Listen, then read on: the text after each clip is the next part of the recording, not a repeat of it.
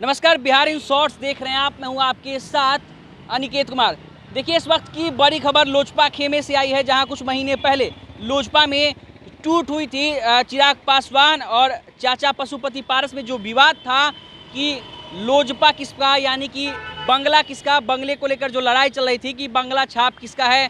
चिराग पासवान लगातार कह रहे थे कि लोजपा के जो राष्ट्रीय अध्यक्ष हैं वो मैं खुद हूँ। वहीं दूसरी तरफ पशुपति पारस कह रहे थे कि लोजपा के राष्ट्रीय अध्यक्ष मैं हूं। तो ये तमाम बातें जो हैं दोनों के बीच विवाद चल रही थी कि लोजपा किसका है, जिसको लेकर के अब उपचुनाव होने थे और उपचुनाव को लेकर के भी जहां एक तरफ पशुपति पारस बता रहा था कि वो एनडीए के साथ है, वो एनडीए का हिस्सा है, वही चिराग पासवान ने लोजपा से ही दोनों सीटों पर उम्मीदवार उतारने की घोषणा कर दी थी, जिसके बाद से भारत निर्वाचन आयोग ने लोजपा के सिंबल को फ्रीज कर दिया था, सीज कर दिया था। उस सिंबल का इस्तेमाल नहीं किया जा सकता था। लगातार दोनों की तरफ से जो विवाद चल रहा था कि लोजपा किसका है, दोनों एक दूसरे को लोजपा का राष्ट्रीय अध्यक्ष बता रहे थे। अब ऐसे में भारत निर्वाचन आयोग की तरफ से दोनों गुटों को सिंबल दे दिया गया है। अब असल मायने में लोजपा दो गुटों में बट गई है। अब बात करते हैं चिराग गुट की। आपको बता दें कि लोक जनशक्ति पार्टी रामविलास, जी हाँ, पहले जो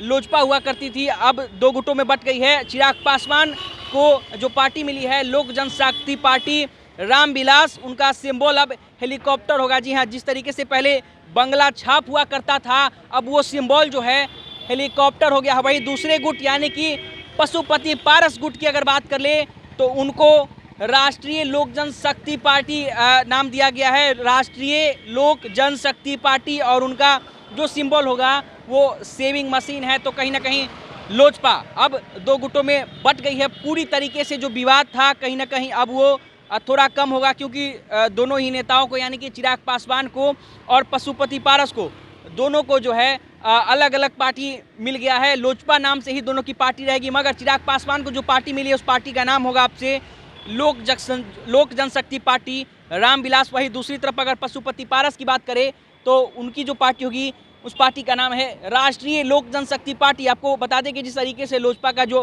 बंगला छाप था, झोपड़ी छाप था, जो उनका सिंबल था, वो अब फ्रीज कर दिया गया है। अब दोनों ही पार्टी को नया सिंबल दे दिया गया है। ठीक उपचुनाव से पहले ही दोनों पार्टी को सिंबल मिला है। अगर बात कर ले चिराग पासवान गुट की यानी कि लोक जनशक्ति पार्टी रामविलास, तो उनको हेलीकॉप्टर छाप दिया गया है। हेलीकॉप्टर छाप होगा आज के बाद से। चिराग पासवान की पार्टी का जो सिंबल है वो हेलीकॉप्टर छाप होगा। वही दूसरी तरफ पशुपति पारस की बात करें तो उनको सेविंग मशीन दिया गया है। तो कहीं ना कहीं अब लोजपा दो गुटों में बट गई है। दोनों ही में जो विवाद चल रहा था उस विवाद को कहीं ना कहीं भारत निर्वाचन आयोग ने खत्म करने का काम किया। वही रामविलास पशुपति पारस जो है वो लगातार कह रहे थे कि लोजपा उनकी है। वही चिराग पासवान भी कह रहे थे कि लोजपा उनकी, और उपचुनाव होने थे। उपचुनाव में चिराग पासवान ने यह ऐलान कर दिया था कि दोनों ही सीटों पर लोजपा अपनी प्रत्याशी को उतारेगी। वही दूसरी तरफ पशुपति पारस लगातार कह रहे थे कि लोजपा एनडीए का हिस्सा है, जिसको लेकर विवाद सामने आ रहा था और भारत निर्वाचन आयोग ने फ्रीज कर दिया था उनका जो सिंबल है, यानी कि